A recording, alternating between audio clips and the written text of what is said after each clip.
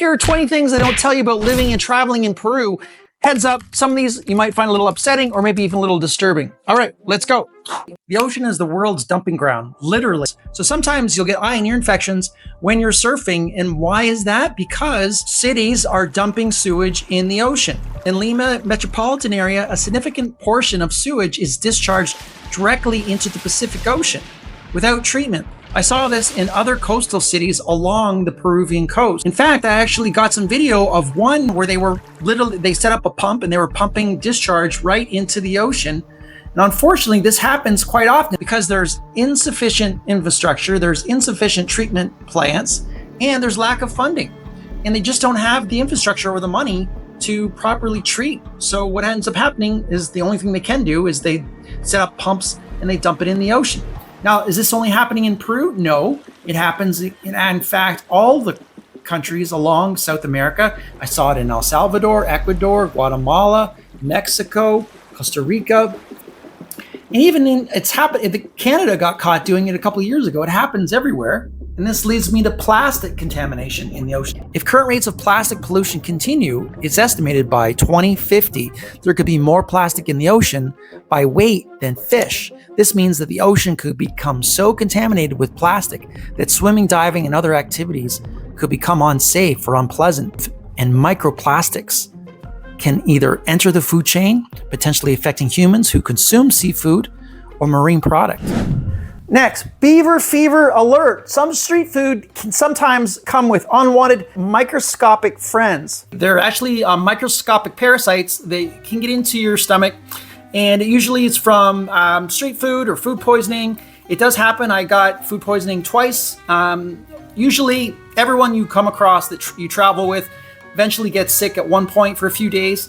It's normally no big deal. It usually goes away on its own after a few days. You'll need antibiotics to get rid of it. So for the most part, you should probably try to eat in clean places. Try to look at what the kitchen looks like. If you see sanitary conditions are really bad, maybe just skip that street food vendor and go on to the next one. Don't skip your shots before visiting Peru. Dengue fever is real, and so are the mosquitoes carrying it. Get your hepatitis and tetanus vaccines too. Think of it this way, the only shots you should regret in Peru are the ones with questionable liquor. The Amazon River actually begins in Peru and houses unique wildlife, including pink dolphins. Yes, they're actually pink. So now you can swim with the dolphins that match your sunburned skin tone. The dating scene is wild. Hostile hookups, age gap romances abound. They say money isn't involved, and I know this because I don't have any money and I dated a lot of Peruvian girls. You might come for the ancient ruins and surfing, but you'll end up staying for the modern romance. Just a quick tip, there's a lot of Peruvian women and there's not enough men to go around in Peru, so there's a pro tip for you. Don't stamp your passports when you come into the country anymore, which is really weird. They have it on the system, but not that little stamp. I like to get that little stamp. Everyone normally gets 90 free days, but for some reason the inspector only gave me 60 days. So when I left the country, I had a nice surprise on my checkout. I had a fine to pay when I left the country. It's a couple dollars per day for staying over. It's like the immigration officers are playing surprise checkout. Getting robbed in Peru is a possibility. Of course, it's a possible across a lot of countries in South America. It even happens in my home country in Canada. However, there is a tendency to be robbed a little more here. My friend actually was robbed. She had a weapon pointed at her stomach and was asked to hand over her money and phone. And I have to say, it happened at 4:30 in the morning. So she was being kind of dumb.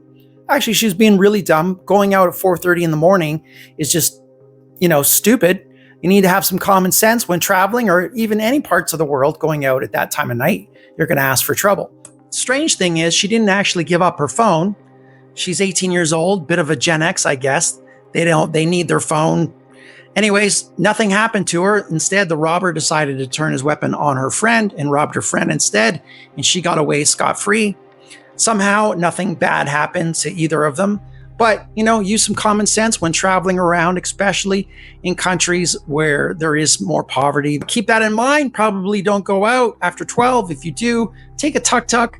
Don't walk. It's so much safer. This is a human man-made floating island built out of totora reeds. It was built by the Euros people. Now, these grass-like mobile homes have a 25-year lifespan, and were originally created for defense. As they sink, they add more totara leaves to keep them going, but eventually they need to replace them. According to Incan mythology, it's also the birthplace of their civilization. So talk about original mobile homes. When the neighbors get annoying, just paddle your house away. If you're goofy, this is a surfer's paradise. Most waves in Peru are left-handed, making it a heaven for goofy-footed surfers. Regular-footed surfers might leave with a new skill, wiping out with style. It's like the ocean is saying, we prefer southpaws here, thanks. So how good is your Spanish? You better brush up. You're gonna need your Spanish pretty much everywhere in Peru. Now, I used 2 apps that really helped me travel around for 6 months, and I did quite well with it. Duolingo, I got the free version. I used it every day for 15 minutes. And there's another really good one called Jump Speak, okay?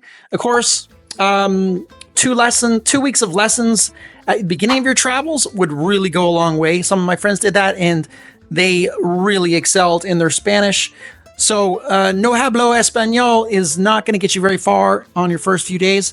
It gets pretty tiring. Okay, let's talk surf diplomacy. Now, surf spots and localism isn't too bad. If you speak a little bit of Spanish, it goes a long, long way. A simple compliment in Spanish, like estilo de surf es perfecto. Your surfing style is really perfect.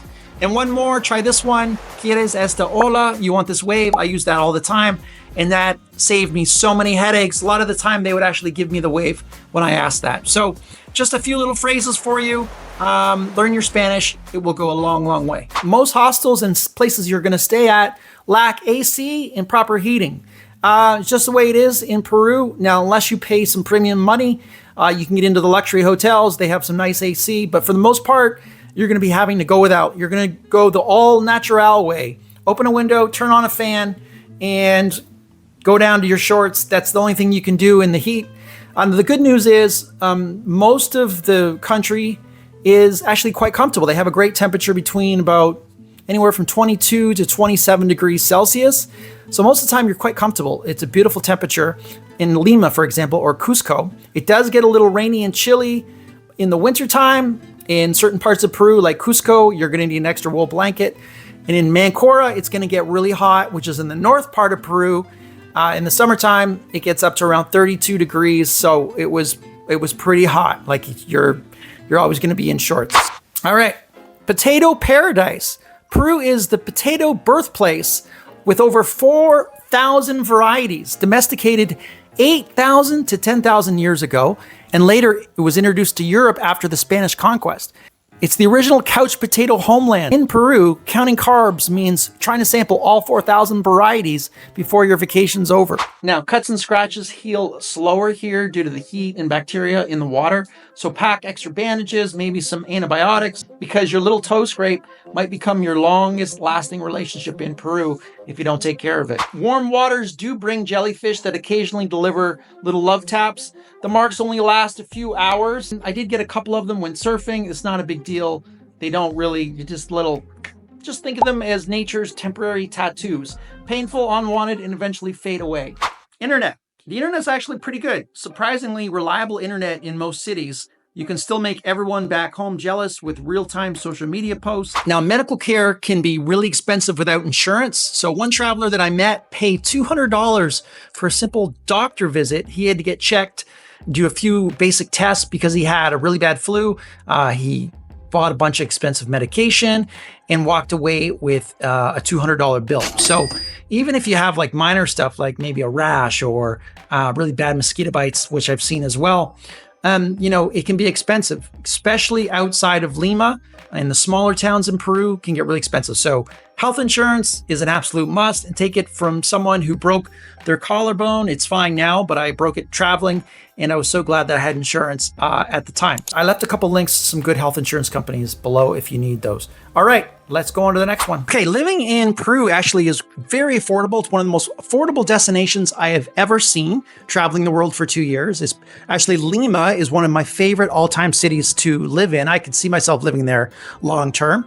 I usually could get a really nice condo in Barranco district for about $24 a night. which is cheaper than my coffee habit back home. The only person really getting robbed here is the hotel chains of their usual markup, because this is a super affordable destination. And I was able to travel a very long time in Peru because it's so budget friendly. One of the things I notice in Peru that happens a lot is when you're in public places like buses or lounges or anywhere where there's a public gathering, people are on their phones. Peruvians love to not use headphones. I don't know what it is, and they love to blare their phone and watch social media at a very high volume. And of course, if there's one person doing it and then there's another one a few feet away, there'll be a competition to who can be loudest. Before you know it, 4, 5, 6 different people are all playing their social media on their phones at louder volumes. It becomes a huge contest. I don't know what it is, but I see this in Peru all the time, especially on buses. Why can't you just use headphones? Now, that said, there's a new trend called bear beating, and it's happening across the world. It's a new travel trend where people are actually doing this in other countries. In the UK, it's become a huge problem. Noise problems are rampant, and it's called bear beating. I don't know. And it's the new thing. And everyone wants to listen to their social media without headphones, and it's driving everybody crazy. So ancient Peruvians created the world's largest connect the dots puzzle that still confuses us today. Now, there's these mysterious lines in Peru called the Nazca lines. There's over 700 geoglyphs of animals, plants, and even an astronaut figure created between 500 BC and 500 AD. Now, these mysterious desert etchings have inspired everything from religious theories to alien landing strip conspiracy theories. The most infamous theory about these lines actually came from an author called Erich von Däniken in his 1968 book, Chariots of the Gods. This theory held that the ancient Nazca was actually the landing site for extraterrestrial spacecraft.